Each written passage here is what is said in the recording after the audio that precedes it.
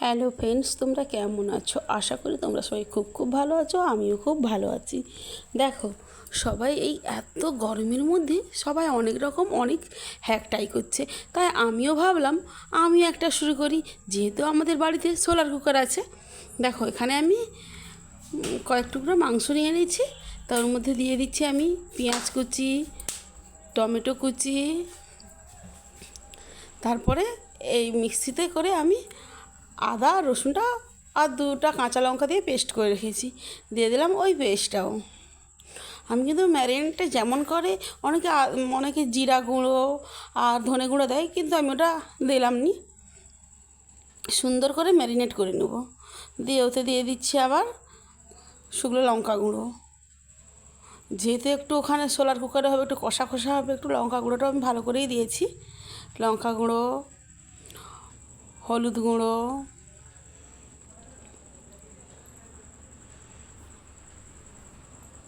পরিমাণ মতো যেটা লাগে, লবণ, একটু সরষের তেল, সব দিয়ে আমি ভালো করে ম্যারিনেট করে নেব। সবাই দেখছি ডিম ভাজছে রোদের মধ্যে, আর হচ্ছে যে মাছ ভাজছে। আর আমারও এটা প্রথম, মানে আমি আগেও ওটাতে ভাত, ডাল সিদ্ধ, ডিম সিদ্ধ এইসব খেয়েছি, কিন্তু চিকেন কষা কখনোই খাইনি। আর ভাবিও না যে চিকেন কষা হবে। ভাবছি দেখি, সবাই তো এই একটা ট্রাই করছে, আমিও করি, এই প্রথম করছি। দেখো, আমি একটু সরষের তেলও দিয়ে দিচ্ছি। আর তোমরা আমার ভিডিওটা দেখতে থাকো, কেমন লাগে আমার এই চিকেন কষাটা, মানে দেখতে কেমন লাগে। দেখো, এবারে ভালো করে একটু দুটো কাঁচা লঙ্কা দিয়ে ভালো করে আমি ম্যারিনেট করে নেব।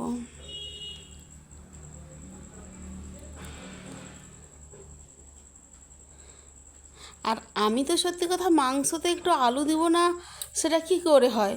যেহেতু আমরা তিনজন, 3 পিস আলু দিয়েছি। আমার আর কে আমার মতো চিকেনে আলু দিয়ে খেতে ভালোবাসো প্লিজ কমেন্ট করে জানাবে কিন্তু। আর আমার চিকেনে আলু, মানে আলু আর একটু ঝোল না হলে চিকেনের ভাতটা ঠিক ভালো লাগে না।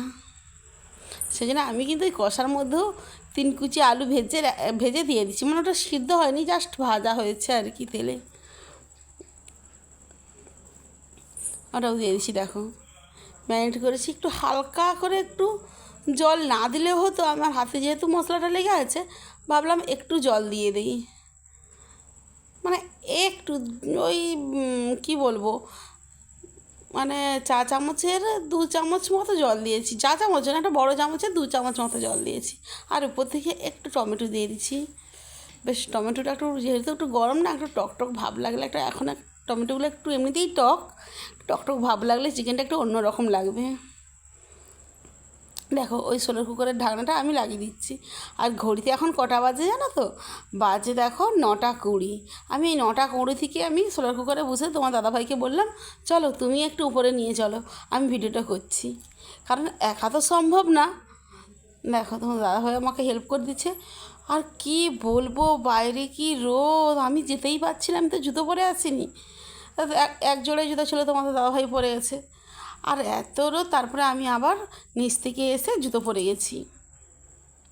দেখো, এইটার মধ্যে একটা কাঁচ আছে, ওই কাঁচটার নিচে, মানে দুটো কাঁচ, একটা কাঁচের ভিতরে আমি না ওই ডিবাগুলো বসিয়ে দিব। কারণ হচ্ছে যে, আর ওই সোলার কুকারের কালো ডিবাতেই হয়, মানে আর কিছু হয় আমার জানা নেই, যদিও আমাদের ওই কালো ডিবাতেই করে দেখছি। দুটোতে আছে ভাত, মানে ভাতের চাল, ভাত বলতে চাল ধুয়ে দিয়ে দিচ্ছি জল দিয়ে। আর একটা আছে চিকেন। চলো দেখা যাক। 2 ঘন্টা অবধি, 2 ঘন্টা কি কতক্ষণ একটু ওয়েট করা যায়। এই দেখো, ঘড়িতে এখন বাজে 11টা 10। আর এবারে আমি ছাদে যাচ্ছি।